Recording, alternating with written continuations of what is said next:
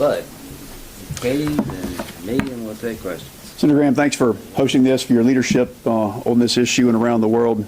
I just returned from a congressional delegation trip with Senator Ernst to the Middle East. And while we were there, we met with Prime Minister Benjamin Netanyahu. We discussed the situation about hostages and their military operations in Gaza. And after everything we heard, we know that President Biden's decision to withhold critical ammunition to Israel, it's a total betrayal of our friend and our ally. Israel's in an existential fight for survival against genocidal Hamas terrorists.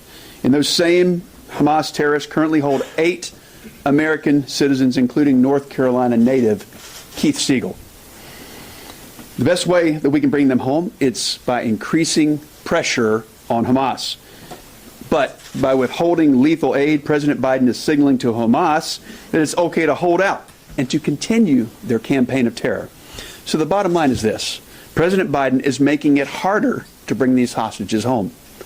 And the ultimate absurdity of this decision by President Biden is that the administration is withholding precision-guided munitions. Senator Risch spoke about this earlier, because the Biden administration is actually making civilian casualties more likely.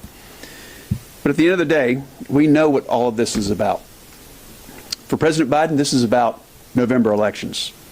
And I know firsthand that President Biden is overruling his own national security team, and he's letting a few radical activists on his staff dictate our foreign policy. He's just too weak to say no. President Biden is putting politics over our friends and allies, the Jewish people, and our friends, the American hostages. This is one of the most shameful displays that we've ever seen from a U.S. president. It telegraphs to the world that the U.S.